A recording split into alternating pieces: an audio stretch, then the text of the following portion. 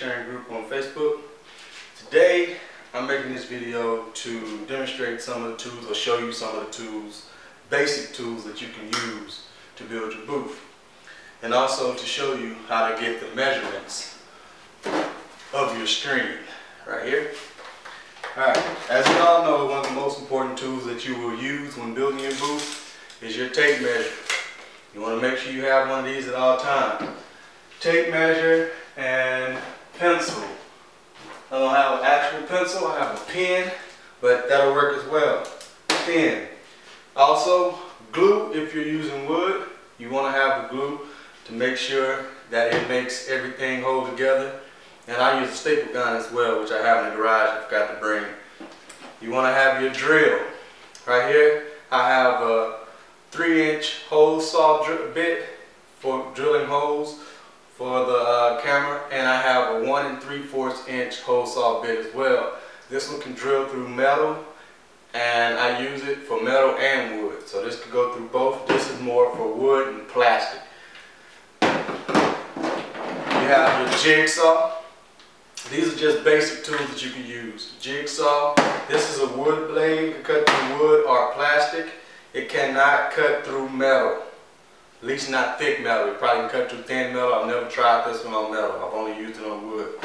And for y'all that do not have a table saw, miter saw, and all those other good saws, you can start with a circular saw or a skilled saw, what some people know them as.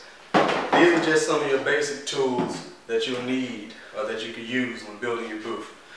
I was asked today by one of the fellow DIYers in the group how to get your screen measurements. The way I do my screen measurements is I measure from this side to this side and measure up to down. If you have a screen, you want to measure from the inside of that screen. See if I can prop this up real quick. Okay, well I really can't prop it up.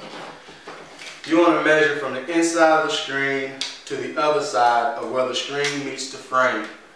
And I just measured this one. This one is at 9 5/8. As we all know, when you cut with your saw, it takes off about 1/8 of an inch where the saw blade meets the particular product that you're using. So how I got 9 5/8, I'm going to make my measurement at 9 1/2. So when I do my cut, that's why. And then I'm going to do my measurement here. And I got 7 1/4.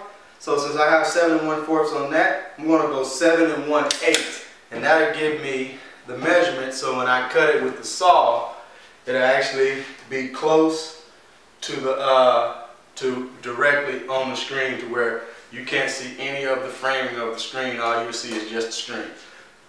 That's basically how you get your measurements. When you're cutting your camera hole, if you're using a DSLR camera, you want to make sure you have one of these bits. It is a 3-inch hole saw bit. You order this, you can go pick it up at Home Depot, you can pick it up at Harbor Freights, you can order it offline, and this will cut through the wood, the plastic, or whatever you're using to make your faceplate. This one will not cut through metal. This will only cut through wood or plastic. It does not cut through metal. It's not that type of bit. If you want to get a bit that cut through metal, make sure you get a specialized bit for that, because if not, you will ruin the bit itself and it will not work for you to do other projects with. This is what I use right here to start the cutting, to cut out my my screen or my computer screen or the actual screen itself. And then I use the jigsaw to go around the pattern that I have traced for the screen. And as you know, this is what I basically use to cut all the framing.